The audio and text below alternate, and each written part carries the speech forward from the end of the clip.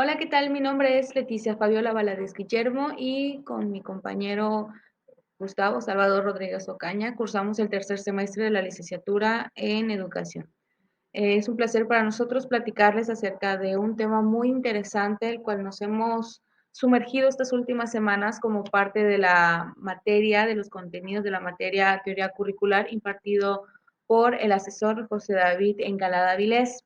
Bueno, iniciamos esta plática presentando la idea central que nos sirvió para la realización de esta ponencia que hemos titulado La expropiación en las aulas hacia una transformación curricular, donde abordaremos algunas de las consideraciones que todo docente debe de tener para la construcción de un currículo que sea adecuado y eficaz para contribuir a una educación enfocada en la justicia social.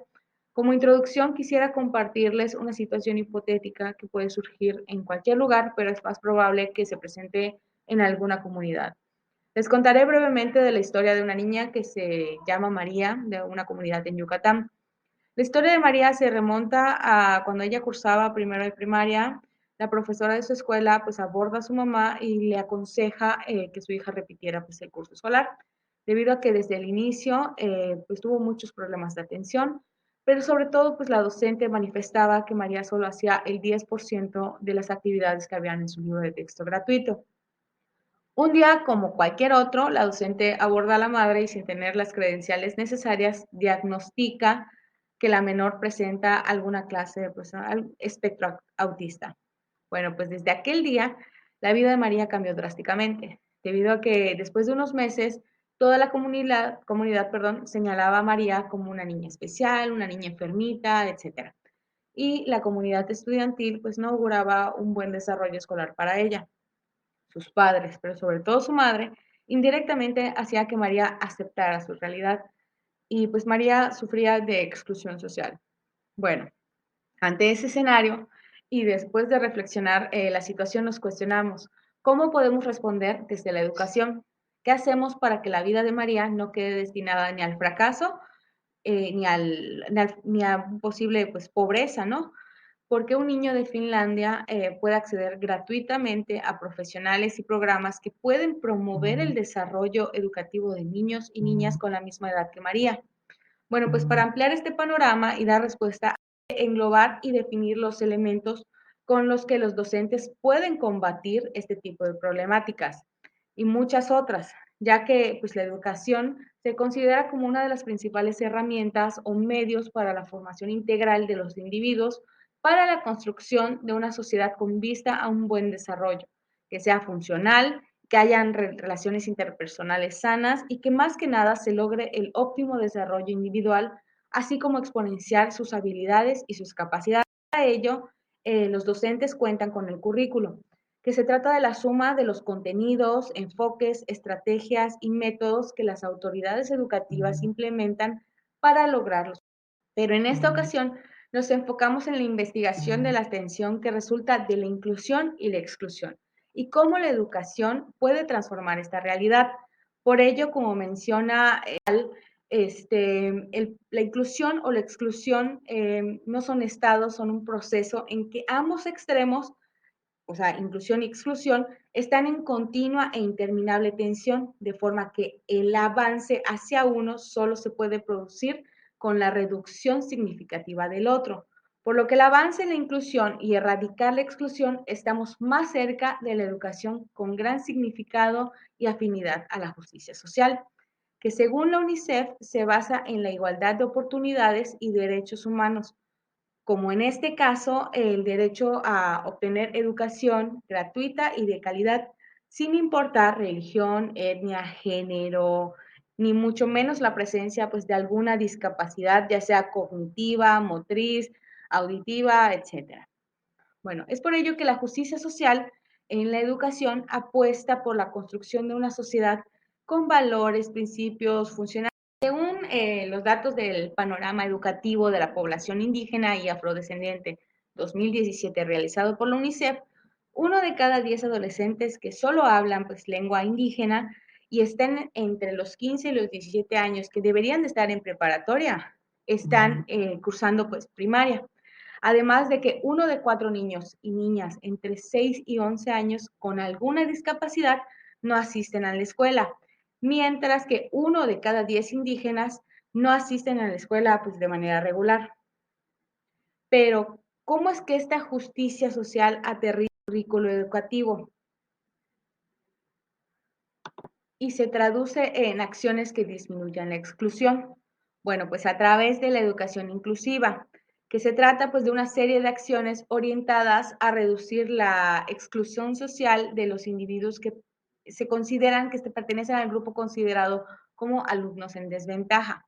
Ahora bien, ya que nos hemos sumergido en este tema, entonces, ¿qué se necesita?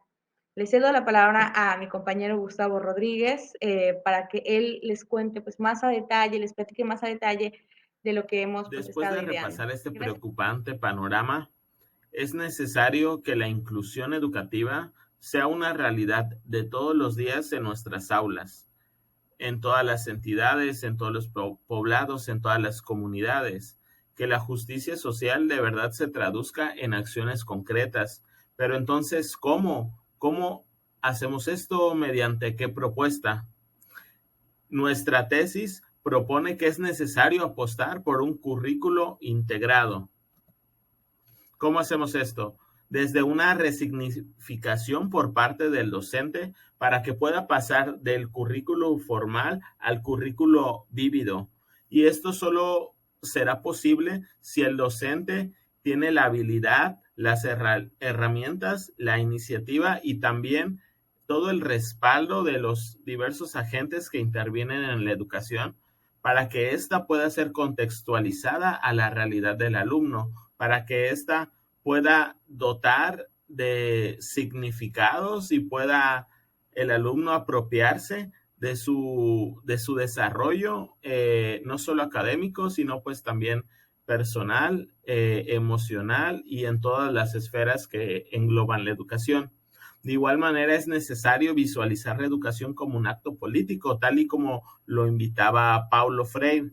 En este sentido, es necesario que tengamos una visión crítica de la sociedad desigual en la que nos encontramos, pues solo así podemos empezar a hacer canales de diálogo, a realizar propuestas, modificaciones curriculares y transformaciones sustanciales. A continuación presentaré algunas de las voces que se han levantado en esta apuesta por un currículo integrado. El primer personaje que tenemos es el especialista Jurgo Torres, quien define el currículum integrado como la respuesta que se organiza desde el sistema educativo para poner en contacto al estudiante con su realidad. El siguiente personaje es James Bean, quien desde un enfoque más teórico lo define al currículum integrado como la unidad en las disciplinas e implica el todo más que la separación o fragmentación. Esto quiere decir que dentro de una misma clase, dentro de una misma planeación, se contemplan también otros campos de desarrollo y otros aprendizajes esperados de manera integral. La tercera voz es Díaz Barriga.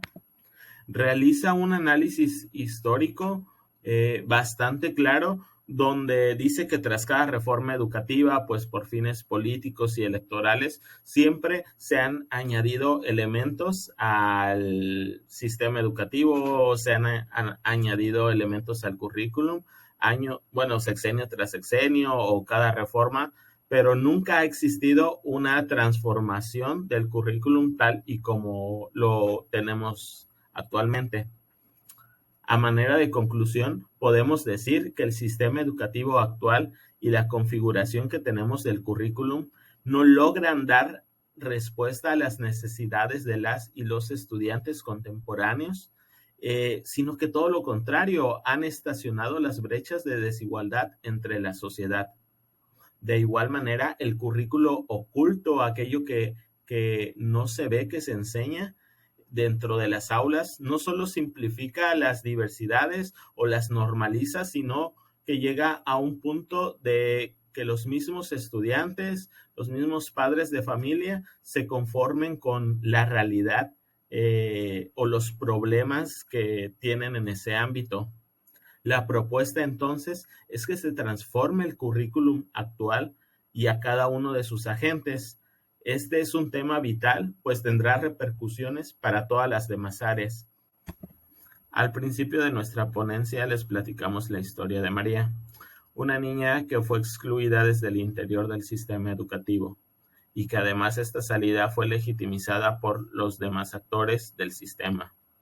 Para fortuna de María, 2 años más tarde llegó a la comunidad un licenciado en educación que se dio el tiempo de conocerla, de preocuparse por ella, de adaptar el currículo formal, los aprendizajes esperados y las actividades según las necesidades de María. Con el tiempo se dio cuenta que en realidad no tenía autismo ni algún otro problema, simplemente no se había generado esta transformación. Allá afuera, en todo nuestro país, hay otras Marías. Hay muchos niños, jóvenes y adultos que necesitan que el sistema educativo realmente satisfaga todas sus necesidades y que los fines educativos realmente puedan cumplirse. A continuación se presentan las referencias de nuestro trabajo. Muchas gracias por su atención.